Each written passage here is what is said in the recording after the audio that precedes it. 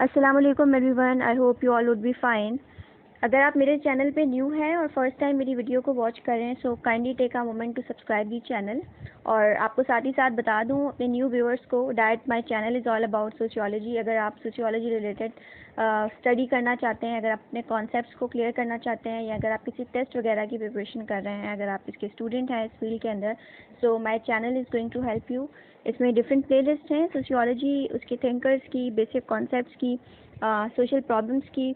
इसके अलावा रिसर्च के हवाले से प्लेलिस्ट है, क्योंकि रिसर्च भी एक बहुत इंपॉर्टेंट टर्मिनोलॉजी है सोशियोलॉजिकल स्टडी के अंदर। सो उसको भी आप ज़रूर विज़िट कीजिए to have better understanding about this particular subject. और साथ ही साथ एक प्लेलिस्ट इंग्लिश की भी है, जिसमें अगर आप अपने बेसिक इंग्लिश के कॉन्सेप्ट्स को क्लियर करना चाहते हैं तो आप ज़रूर विज़िट कीजिए। इस वीडियो में हम अगेन एक सोशियोलॉजिकल थिंकर की बात करने वाले हैं। जैसे इससे पहले की वीडियोस में मैंने इब्न खल्दून पे बात की थी, ऑगस्ट कॉम्ट पे बात की थी, हर्बर्ट स्पेंसर पे बात की थी। सो इस वीडियो में हम जिस सोशियोलॉजिस्ट की बात करने वाले हैं वो है मैक्स वेबर। और मैक्स वेबर ने वैसे तो और भी कॉन्ट्रीब्यूशन दिए, लेकिन इनका जो मेन कॉन्ट्रीब्यूशन था सोशियोलॉजी में, जो आज की मॉडर्न सोसाइटीज़ के अंदर कैपिटलिज्म के कॉन्सेप्ट में डेवलप्ड नेशंस के कॉन्सेप्ट को अंडरस्टैंड करते हुए पढ़ा जाता है, समझा जाता है, वो कॉन्सेप्ट है ब्यूरोक्रेसी। और ब्यूरोक्रेसी के बारे में फ़र्स्ट टाइम बात करने वाले मैक्स वेबर ही थे। तो इस वीडियो में आप थोड़ा बहुत देखेंगे कि मैक्स वेबर ने कौन कौन से कॉन्ट्रीब्यूशन दिए थे, उनका अबाउट हिज बायोग्राफी, और साथ ही साथ ब्यूरोक्रेसी जो कि एक बहुत इंपॉर्टेंट कॉन्सेप्ट है that was presented by max weber. तो हम देखेंगे कि ब्यूरोक्रेसी क्या होता है, उसके क्या मीनिंग्स हैं, उसका क्या बैकग्राउंड था एमरजेंस के पीछे, और उसके एडवांटेजेस और डिसएडवांटेजेस क्या क्या होते हैं। सो स्टार्ट करते हैं। First of all, Max Weber was a German sociologist, political economist and administrative scholar, and he was born in 21st April 1864 in Germany and died on June 14, 1920 in Germany. इन्होंने बहुत सी fields में अपने contributions दिए, जिनमें economics, sociology, history और law शामिल हैं। इसके अलावा इन्होंने ब्यूरोक्रेसी को स्टडी किया, जैसे स्टार्ट में भी मैंने जिक्र किया है, एडमिनिस्ट्रेटिव डिस्कोर्स को स्टडी किया और लिटरेचर को स्टडी किया ड्यूरिंग 1800 एंड अर्ली 1900। तो अब बात करेंगे जो मेन कॉन्सेप्ट है, जो हमारा फोकस है इस वीडियो में, जिस पे इस थिंकर का इम्पॉर्टेंट कंट्रीब्यूशन है, दैट इज़ ब्यूरोक्रेसी। तो ब्यूरोक्रेसी का कॉन्सेप्ट क्या है, इसका मतलब क्या है, सबसे पहले ये जान लेते हैं। मैक्स वेबर सबसे पहले ही was the first to formally study bureaucracy and his work led to the popularization of this term. ये वो पहला बंदा था जिसने फॉर्मली स्टडी किया ब्यूरोक्रेसी को, और जिसकी वजह से ये टर्म इतनी पॉपुलर है और आज तक इसको स्टडी किया जाता है और हम अपने इर्द गिर्द ब्यूरोक्रेसी को देख रहे होते हैं। इवन कैपिटलिज्म की स्टडी में, जो कार्ल मार्क्स की स्टडीज़ हैं, उसमें हम ब्यूरोक्रेसी का कहीं ना कहीं जिक्र कर रहे होते हैं। इन्होंने अपने ऐसे में 1922 के अंदर डिफरेंट आइडियल टाइप या आइडियल फॉर्म्स डिस्कस की थी पब्लिक एडमिनिस्ट्रेशन की, गवर्नमेंट की और बिजनेस की। अगर हम ब्यूरोक्रेसी के मीनिंग की बात करें, so it is a form of administrative system used by both public and private institutions. जितने भी पब्लिक और प्राइवेट इंस्टीट्यूशंस हैं, उनका जो एडमिनिस्ट्रेटिव सिस्टम होता है, उनमें से एक form of administrative system bureaucracy भी होता है। ये एक गवर्नमेंट बॉडी है that is composed of non politicians. ये है तो एक गवर्नमेंट बॉडी, यानी इसमें रहने वाले लोग हुक्मरानी तो कर रहे हैं, लेकिन वो सियासतदान नहीं होते, वो पॉलिटिशियंस नहीं होते, बल्कि they are appointed to help in policy making. Policy makers होते हैं, फिर क्योंकि ये ब्यूरोक्रेट्स हैं तो पॉलिसीज़ बनाते हुए ज़ाहिर है ये लोग अपने बेनिफिट्स भी देख रहे होते हैं। इसको स्टडी करते हुए आप ज़रूर जो कार्ल मार्क्स के कॉन्सेप्ट्स हैं, एलीट क्लास वाली बातें सारी जो हैं, जिसको मैं डिस्कस कर चुकी हूँ, चैनल पे आप विज़िट कर लीजिएगा, कॉन्फ्लिक्ट थ्योरी वगैरह, उसको भी माइंड में रखिएगा कि किस तरह से ये जो ब्यूरोक्रेट्स होते हैं, जो एलीट्स होते हैं सोसाइटी के, वो पॉलिसी मेकर्स तो होते हैं, बट वो पॉलिसी को अपने इंटरेस्ट को सामने रखते हुए बना रहे होते हैं, अपना इंटरेस्ट देख रहे होते हैं। और इनको बेसिकली चार्ज दिया जा रहा होता है, एडमिनिस्ट्रेटिव चार्ज दिया जा रहा होता है गवर्नमेंट एजेंसीज़ के अंदर। सो ऑल इन ऑल अगर आप मीनिंग की बात करें तो ब्यूरोक्रेसी का मतलब है एक रिजिड फॉर्म ऑफ गवर्नमेंट, जिसमें जो लोग मौजूद होते हैं वो पॉलिटिशियंस नहीं होते हैं, बल्कि वो गवर्नमेंट का हिस्सा ज़रूर होते हैं, और वो पॉलिसी मेकिंग के अंदर और बड़े बड़े डिसीजंस के अंदर अपना रोल प्ले कर रहे होते हैं। इन गवर्नमेंट जो हमारी हुकूमत होती है उसमें ब्यूरोक्रेट्स जो होते हैं वो पॉलिसीज़ को इम्प्लीमेंट करवाते हैं, रूल्स बनाते हैं, रेगुलेशंस बनाते हैं और फिर उनको चलाना स्टार्ट कर देते हैं लोगों पर, यानी कि एक तरह से लोगों पर हुक्मरानी कर रहे होते हैं। और अगेन ये लोग अपने इंटरेस्ट को सामने रख के, अगर हम इसको कार्ल मार्क्स वाली बात करें, तो खुद का भी इंटरेस्ट सामने रख के पॉलिसीज़ को डेवलप कर रहे होते हैं और इम्प्लीमेंट कर रहे होते हैं। ऑर्गेनाइजेशंस के अंदर ब्यूरोक्रेसी का structure different types, different levels के अंदर डिवाइडेड होता है, एम्प्लॉयज़ से लेके अपर मैनेजमेंट तक। यानी मिसाल के तौर पर अगर आप यूनिवर्सिटी की मिसाल ले लें तो उसमें लोअर लेवल से लेके हाई लेवल तक आपको डिफरेंट स्टाफ नज़र आएगा, एम्प्लॉयज़ नज़र आएंगे। अगर आप किसी मल्टीनेशनल कंपनी की बात कर लें तो वहाँ पे आपको हायर पोस्ट से लेके लोअर पोस्ट तक हर बंदा नज़र आएगा। मीन्स आम अल्फाज में हम ये कह सकते हैं कि हायरार्की हो सकती है, रैंकिंग ऑर्डर होता है, एक डिवीज़न ऑफ लेबर होता है जिसमें छोटे प्यून से लेकर चपरासी से लेकर बड़े लेवल का मैनेजर, अथॉरिटीज़ वगैरह सब लोग काम कर रहे होते हैं। सो ऑर्गेनाइजेशंस के अंदर भी ब्यूरोक्रेसी पाई जाती है और इसका स्ट्रक्चर डिफरेंट लेवल्स पे डिवाइडेड होता है। हर किसी का अपना अपना गोल, अपना अपना रोल, अपना अपना टास्क होता है। अगर हम ब्यूरोक्रेसी के कैरेक्टरिस्टिक्स की बात करें तो सबसे पहले ब्यूरोक्रेसी में हायरार्किकल ऑर्गेनाइजेशन होती है, जो पहले डिस्कस कर चुकी हूँ। हायरार्की का मतलब होता है रैंकिंग ऑर्डर, यानी हर ब्यूरोक्रेटिक ऑर्गेनाइजेशन, हर ब्यूरोक्रेटिक इदारे के अंदर आपको हायरार्की नज़र आएगी, लेवल्स नज़र आएंगे, लोगों के बीच में डिवीज़न नज़र आएगा काम का, डिफरेंट लेवल्स के लोग नज़र आएंगे फ्रॉम लोअर टू अपर। साथ ही साथ ब्यूरोक्रेसी में फॉर्मल लाइंस ऑफ अथॉरिटी होती है, मींस चेन ऑफ कमांड होती है। चेन ऑफ कमांड का मतलब है एक फॉर्मल तरीके से आप नेटवर्क चलाते हैं। मिसाल के तौर पे अगर आपने अपने एचडी को एप्लीकेशन लिखनी है तो वो डिफरेंट लेवल से गुजरने के बाद आगे जाएगी। इसी तरह से अगर आपने किसी जॉब के लिए या फॉर एग्जांपल आपने एनआईसी बनाना है तो आप डिफरेंट चैनल से गुजरते हुए दरख्वास्तें जमा करवा रहे होते हैं, डिफरेंट चैनल से गुजर रहे होते हैं, डिफरेंट मरहले होते हैं, डिफरेंट टास्क होते हैं जो आपको पूरे करने होते हैं, उसके बाद आपका काम हो सकता है। स्पेशली आप गवर्नमेंट्स के अंदर अगर देखें तो ब्यूरोक्रेसी में फॉर्मल लाइंस ऑफ अथॉरिटी होता है, एक चेन ऑफ कमांड होती है, हायर अथॉरिटी होती है जो कि चीज़ों को देख रही होती है।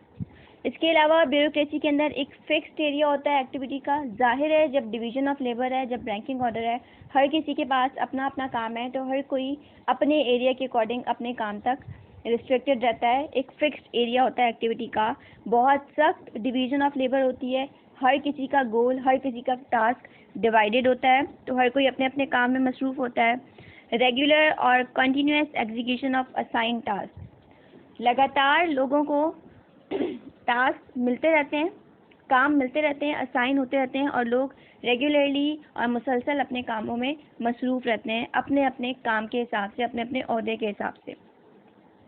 इसी तरह से जितनी भी डिसीजंस हैं, जितनी भी पावर्स होती हैं, वो सब रिस्ट्रिक्टेड होती हैं रूल्स के हवाले से। जो पॉलिसी उस इदारे की तरफ से है ब्यूरोक्रेसी के अंदर, उस ब्यूरोक्रेसी इदारे के अंदर जो भी पॉलिसी हायर अथॉरिटी की तरफ से बनी हुई है, हर किसी के ऊपर ये लाजिम होता है कि वो उस अथॉरिटी को पूरा करे, सारे रूल्स एंड रेगुलेशंस को पूरा करे और अपनी पावर का इस्तेमाल भी रेगुलेशंस के अंदर रहता हुआ करे। इसके अलावा जो ऑफिशियल्स होते हैं, तमाम लोग जो होते हैं वो अपनी अपनी फील्ड के अंदर एक्सपर्ट होते हैं। यानी एक इदारे के अंदर अगर एक एचआर मैनेजमेंट के अंदर मौजूद है तो वो अपने काम एचआर के अंदर एक्सपर्ट होगा। अगर कोई कंप्यूटर टेक्नीशियन है तो वो अपने काम के अंदर एक्सपर्ट होगा। मींस हर कोई अपने अपने काम में एक्सपर्ट होता है, क्योंकि डिवीज़न ऑफ लेबर होता है, क्योंकि एक स्पेसिफिक एरिया ऑफ एक्टिविटी होता है, इसलिए एक्सपर्ट्स मौजूद होते हैं जो अपने अपने एरिया के हिसाब से काम कर रहे होते हैं। देन करियर एडवांसमेंट जो होती है वो डिपेंडेंट होती है टेक्निकल क्वालिफिकेशंस पे, यानी मेरिट। जितनी आपके पास क्वालिफिकेशन होगी उसी हिसाब से आपका करियर बढ़ता जाएगा, आपकी टेक्निकल क्वालिफिकेशन के हिसाब से। और ये क्वालिफिकेशन भी ऑर्गेनाइजेशनल रूल्स के हिसाब से, यानी लोगों के हिसाब से नहीं, बल्कि आपकी क्वालिफिकेशन भी इवेलुएट होती है आपके ऑर्गेनाइजेशनल रूल्स, उस ब्यूरोक्रेसी के ऑर्गेनाइजेशनल रूल्स के अकॉर्डिंग। सो ये कुछ करेक्टरिस्टिक्स थे ब्यूरोक्रेसी के, जिससे हम ये अंडरस्टैंड कर सकते हैं ओवरऑल कि ब्यूरोक्रेसी एक बहुत ही रिजिड किस्म का, एक बहुत सख्त किस्म का सिस्टम है, जहाँ पे आप खुद से कुछ नहीं कर सकते, बल्कि आपको हर चीज़ बता दी गई है, रूल्स एंड रेगुलेशंस बनाए गए हैं और हर चीज़, हर काम उन्हीं रूल्स एंड रेगुलेशंस के अकॉर्डिंग होता है। और रिजिड और बहुत स्ट्रिक्ट डिवीजन ऑफ लेबर होता है। हर किसी इंसान का, हर इंडिविजुअल का अपना अपना टास्क, अपना अपना काम होता है, जिसमें उनकी स्पेशलाइजेशन होती है और जो वो परफॉर्म कर रहे होते हैं। अब बात करेंगे pre conditions for the emergence of bureaucracy. Max weber के अकॉर्डिंग कुछ प्री कंडीशंस थी, कुछ वजूहात थी जिनकी वजह से ब्यूरोक्रेसी का जन्म हुआ, ब्यूरोक्रेसी डेवलप हुई। और उनमें से पहली कंडीशन है increase in the amount of space and population being administered. जब ज़्यादा लोग हो जाएंगे तो फिर उनको मैनेज करने के लिए, उनको एडमिनिस्टर करने के लिए भी एक सॉर्ट ऑफ मेथड की ज़रूरत पड़ी। And increase in the complexity of the administrative task being carried out. फिर कॉम्प्लेक्सिटी बढ़ना स्टार्ट हो गई। जब ये देखा गया कि भाई एडमिनिस्ट्रेशन के काम ज़्यादा हैं, कॉम्प्लेक्सिटी बढ़ रही है, तो फिर ब्यूरोक्रेसी का कॉन्सेप्ट आता है जिसमें हर इंसान का अपना अपना काम है, टास्क हैं, गोल्स हैं जो कि डिवाइडेड हैं, कैटेगराइजेशन है और उसके अकॉर्डिंग लोग काम कर रहे हैं। And the third point, the third pre condition is the existence of a monetary economy requiring a more efficient administrative system. क्योंकि इकोनॉमी डेवलप हुई तो फिर ऐसे सिस्टम की ज़रूरत थी जो कि मोर एफिशिएंटली एडमिनिस्ट्रेशन को संभाल सके, हायर अथॉरिटी को संभाल सके, चीज़ों को डिवाइड कर सके, गोल्स को एफिशिएंटली डिवाइड करके अटेन भी करवा सके। तो ये कुछ प्री कंडीशंस थी जिनकी वजह से ब्यूरोक्रेसी की एमरजेंस हुई। अब हम बात करेंगे एडवांटेजेस और डिसएडवांटेजेस पे। फर्स्ट ऑफ ऑल, अगर आप एडवांटेजेस की बात करें, फ़ायदों की बात करें, तो ब्यूरोक्रेसी का पहला फ़ायदा है स्पेशलाइजेशन। मीन्स हर कोई अपने, जिसको जो काम मिला हुआ होता है, डिवीज़न ऑफ लेबर होती है, वो अपने अपने काम में स्पेशलाइज्ड होता है। सो हर काम इफ़िशेंटली हो रहा होता है। फिर एक स्ट्रक्चर है, एक फ्रेमवर्क है जो कि प्रोवाइड कर दिया गया है। अब उसी फ्रेमवर्क के अकॉर्डिंग, उसी गाइडलाइन के अकॉर्डिंग हर किसी को चलना है, हर काम करना है, तो काम स्मूथ वे में हो सकता है। यानी मैक्स वेबर ने जब ब्यूरोक्रेसी के कॉन्सेप्ट की बात की थी तो इसके फ़ायदे भी बताते हैं और नुकसान भी बताते हैं। और फ़ायदों में वो कहते हैं that bureaucracy is the most efficient way of controlling human activity. सबसे बेहतरीन तरीका है जिसके थ्रू आप ह्यूमन एक्टिविटी को कंट्रोल कर सकते हैं। जब हर किसी का काम डिवाइड हो जाएगा, जब सख्ती होगी, जब रूल्स एंड रेगुलेशंस होंगे, उनको फॉलो करना लाजिम होगा, तो आप लोगों को रेगुलेट कर सकते हैं। लेकिन ऑन दी अदर हैंड वो ये भी कहते हैं कि ब्यूरोक्रेसी एक आयरन केज है, एक पिंजरा है जिससे निकलना मुश्किल है, जिसमें रिजिडिटी बहुत ज़्यादा है। सो सेकंड पॉइंट जो स्ट्रक्चर वाला है वो ये है कि जब फ्रेमवर्क प्रोवाइड कर दिया गया है आपके डिसीजंस के लिए, पावर्स के लिए, तो चीज़ें ईजी हो जाती है, कॉम्प्लेक्सिटी कम हो जाती है, आप इजीली अपने अपने टास्क को अचीव कर सकते हैं। Then there is rationality. जो डिसीजन है किस तरह से लेना है, डिसीजन के लिए कौन कौन से क्राइटेरियाज हैं, ये सारी चीज़ें भी ऑलरेडी प्रोवाइडेड होती हैं। सो रैशनैलिटी आती है, आपको पता होता है कि किस कंडीशन में, किस सिचुएशन में कौन सा डिसीजन लेना है। इसके अलावा देयर इज़ प्रेडिक्टेबिलिटी। प्रेडिक्टेबिलिटी की अगर आम अल्फाज में आपको मिसाल दूँ, आम अल्फाज में यह है कि मिसाल के तौर पे अगर आपने आज कोई खाना बनाया, राइस का आइटम कोई बनाए, तो उसका टेस्ट सेम हो, नेक्स्ट टाइम जब आप बनाएं तब भी टेस्ट सेम हो, अगली बार भी जब आप बनाएं तब भी सेम हो। और ये मॉडर्न सोसाइटीज़ के अंदर मोस्टली आप देखते हैं कि रेस्टोरेंट्स वगैरह जो हैं उन पे जब हम जाते हैं तो हमें एक पर्टिकुलर रेस्टोरेंट का मिसाल के तौर पे बर्गर या पिज़्ज़ा पसंद है। इसकी वजह ये है कि वहाँ पे उनके टेस्ट में प्रेडिक्टेबिलिटी होती है, हर चीज़ कैलकुलेटेड होती है, हर चीज़ प्रॉपर्ली मैनेज्ड होती है। सो टेस्ट में चेंज नहीं होता। वही चीज़ का मतलब है प्रेडिक्टेबिलिटी, मीन्स ऑलवेज सेम, जिसके बारे में आपको पता हो, जो चीज़ आपको हमेशा सेम मिलेगी। सो ब्यूरोक्रेसी के अंदर भी जब चीज़ें डिवाइडेड होती हैं तो आपको पता होता है कहाँ पे हमें कौन सा एक्शन प्रोवाइड करना है, कौन सी एक्टिविटी किस टाइम पर होगी, अगर कौन सी सिचुएशन है तो फिर हमें क्या करना है, ये सारी चीज़ें ऑलरेडी हमें पता होती हैं। जैसे अगर हम मिसाल के तौर पे यूनिवर्सिटीज़ की बात करें, एक एग्जांपल के तौर पे कह रही हूँ, और हम ऑनलाइन सेशंस की बात कर रहे हैं, तो एक यूनिवर्सिटी है, जैसे अगर हम फॉर एग्जांपल बहरिया यूनिवर्सिटी की एग्जांपल ले लेते हैं, तो उन्होंने जैसे ऑनलाइन सेशन है उससे पहले टीचर्स को और स्टूडेंट्स को गाइडलाइन प्रोवाइड कर देंगे सेशन से पहले कि आपने क्या काम करना है, आपको कौन सा काम किस टाइम पे करना है, किस तरह से ऑनलाइन सेशंस को लेके चलना है, ड्यू टू पैंडेमिक किस तरह से चीज़ों को मैनेज करना है। तो प्रेडिक्टेबिलिटी होती है कि कौन सी सिचुएशन में आप किस तरह से एक्ट आउट करेंगे। So this is also an advantage of bureaucracy और bureaucratic organisational system. Then there is democracy. जब ऑफिशियल ट्रेंड होते हैं, जब ऑफिशियल्स एक्सपर्ट होते हैं, तो डेमोक्रेसी भी आती है। ज़ाहिर हर कोई अपनी अपनी फील्ड में स्पेशलाइज्ड है, तो किसी ना किसी तरह से डेमोक्रेसी भी आ रही होती है। लोगों के ओपिनियंस मैटर कर रहे होते हैं उनकी स्पेशलाइजेशन की वजह से, जो कि एक ख़ास ऑर्गेनाइजेशन का या एडमिनिस्ट्रेटिव सिस्टम का पार्ट होते हैं। अब बात करते हैं डिसएडवांटेजेस की। सो पहला डिसएडवांटेज है रिजिडिटी। बहुत सख्त रूल्स एंड रेगुलेशंस हैं। ये वही वाली बात है जो मैंने स्टार्ट में मेंशन किया, आयरन केज। मीन्स एक आयरन केज है जिससे निकलना मुश्किल है। रिजिडिटी है, गोल डिस्प्लेसमेंट है, आप खुद से, there is strict rigidity, rules and regulations कि आप खुद से क्रिएटिविटी शो नहीं कर सकते। अगर आपके अंदर एक कैपेबिलिटी है, अगर आप खुद से कुछ करना चाह रहे हैं, कोई इनिशिएटिव लेना चाह रहे हैं और वो बहुत अच्छा, बहुत क्रिएटिव है, बट आप नहीं कर सकते क्योंकि रिजिडिटी मौजूद होती है। देयर इज इम्पर्सनैलिटी, आपकी कोई पर्सनैलिटी नहीं है, कोई इंडिविजुअलिटी नहीं होती, बल्कि आप ऑर्गेनाइजेशन के हिसाब से चल रहे होते हैं, ऑर्गेनाइजेशन आपके हिसाब से नहीं चल रही होती। इसके अलावा कंपार्टमेंटलाइजेशन होती है, हर काम डिवाइडेड होता है। तो ऐसा हो सकता है कि एक इंडिविजुअल किसी और काम को भी अच्छे से कर ले, बट वो नहीं कर सकता क्योंकि एट अ टाइम उसको जो गोल असाइंड होता है वो जस्ट उसी तक रिस्ट्रिक्टेड होता है।